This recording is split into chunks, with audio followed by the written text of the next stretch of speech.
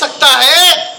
ہنالک وہیں پر انہیں کے ذہن میں خیال آیا, اپنے رب سے امید جاگ گئی, بہت زیادہ شدت سے امید جاگ گئی, تو فوراً دعا زکریا ربا, اپنے رب کو دل کی گہرائیوں کے ساتھ اپنے رب کو پکارا اور کہا اے اللہ ربی, اے میرے رب, حبلی عطا کر مجھے, من لدنک, کیا پیارے الفاظ دیکھیے آپ, من لدنک, اپنے پاس سے عطا کر, کہ سارے ذرائع ختم ہو چکے, کوئی ذریعہ ایسا ہی نہیں کہ کسی ذریعے سے امید رکھی جائے, میں اتنا بوڑھا ہو چکا ہوں کہ مجھ میں کوئی سکت و طاقت نہیں ہے, اور میری بیوی بانجھ ہے, کیا امید رکھوں میں, تو سارے ذرائع ختم ہو چکے, من لدنک, اپنے پاس سے مجھے عطا کر, کیا ذریۃ طیبہ.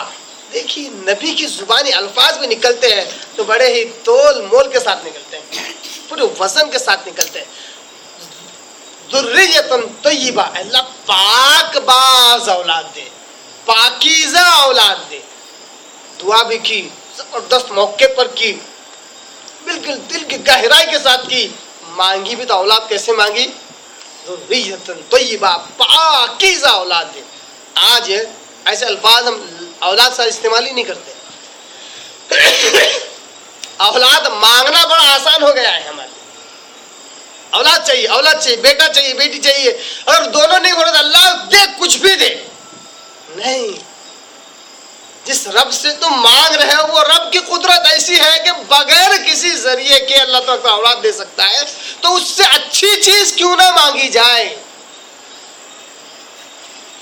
اسلام میں کسی قسم کی بھی نا امیدی کفر ہے. رب سے مانگو تو بہتر سے بہتر, اچھی سے اچھی چیز مانگو, اور بالخصوص جہاں معلوم ہو کہ ہمیں سخت ضرورت ہے کسی چیز کی اور سارے ذرائع ختم ہو چکے ہیں, اس وقت تو بالکل آہ و زاری کے ساتھ, پورے الحاق کے ساتھ اپنے رب سے مانگے کہ اللہ اب تو ہی دے سکتا ہے اور کوئی نہیں دے سکتا. دعا بالخصوص دو وقت پہ کرنی چاہیے. ایک کیا ہے کہ ذریعہ موجود ہو, ان ذرائعوں کا استعمال کر لیا جائے, پھر رب سے دعا کی جائے. یہ وہ 99% میں سے ہے جو اس دنیا کے عالم اسباب ہونے کی وجہ سے ہے. سارے ذرائعوں کا استعمال کر رب سے دعا کی جائے, اللہ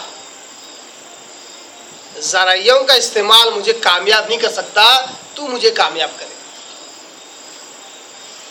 رب سے دعا, اللہ تبارک تعالیٰ ان ذرائعوں کے استعمال کی وجہ سے اللہ تبارک تعالیٰ ہمیں کامیابی سے ہمکنار کرے گا.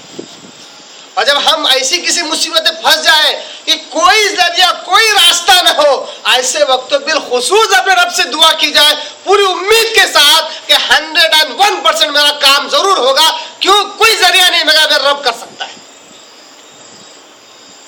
یہی تو وجہ تھی کہ جو 3 لوگ جو غار میں پھنس گئے تھے اپنے رب سے اس وقت دعا کرتے جبکہ کوئی ذریعہ نہیں تھا ان کے پاس باہر نکلنے کا.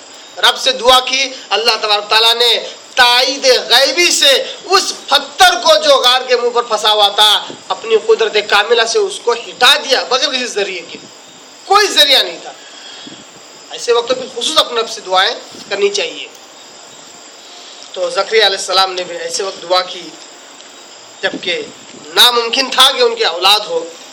اسی بات کو سمجھنے کے لیے ہم قرآن مجید میں زکریا علیہ السلام کا ذکر کئی مقامات پر آیا ہے, دوسرے مقامات پر آیا ہے, مگر جس انداز سے سورہ آل عمران میں اور سورہ مریم میں آیا ہے ایک خصوصیت کے ساتھ آیا ہے.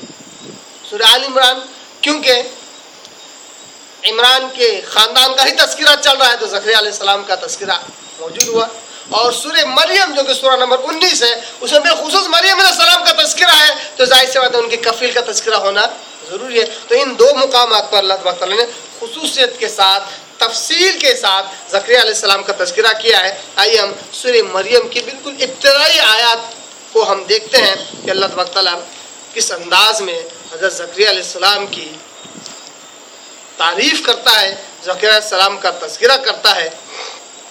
سورہ مریم سورہ نمبر 19 جو کہ पारा नंबर 16 में आता है, उसके रुकू नंबर 1 की बिल्कुल इब्तिदाई आयतें अल्लाह ताला कहता है काफ हा या ऐन साद ज़िक्र रहमत रब्बिक अब्दहू ज़करिया ज़िक्र रहमत रब्बिक अब्दहू ज़करिया إذ نادى ربه نداء خفيا قال رب إني وهن العظم مني واشتعل الرأس شيبا ولم أكن بدعائك رب شقيا وإني خفت الموالي من ورائي وكانت امرأتي عاقرا فهب لي من لدنك وليا يرثني ويرث من آل يعقوب واجعله ربي رضيا. آیت نمبر 1 سے لے کر آیت نمبر 6 تک آج کے اس مضمون سے جڑی ہوئی آیتیں ہیں، اس لیے میں نے 6 تک کی تلاوت کی. اس کے بعد بھی زکریا علیہ السلام کا اور ان کی اولاد کا تذکرہ ہے. آئیے ان 6 آیتوں کو دیکھتے ہیں. اللہ تبارک تعالیٰ آیت نمبر 1 میں حرف مقطعات کو بیان کرتا ہے. آیت نمبر 2 میں اللہ کہتا ہے ذکر رحمت ربک عبدہ زکریا، یہ اس رحمت کا ذکر ہے اے محمد صلی اللہ علیہ وسلم جو تمہارے رب کی ہے، اپنے ایک خاص بندے پر جس کا نام ہے زکریا. ذکر رحمت ربک عبدہ زکریا، اے محمد صلی اللہ علیہ وسلم یہ اس رحمت کا ذکر ہے جو تمہارے رب کی طرف سے ہوئی اپنے ایک بندے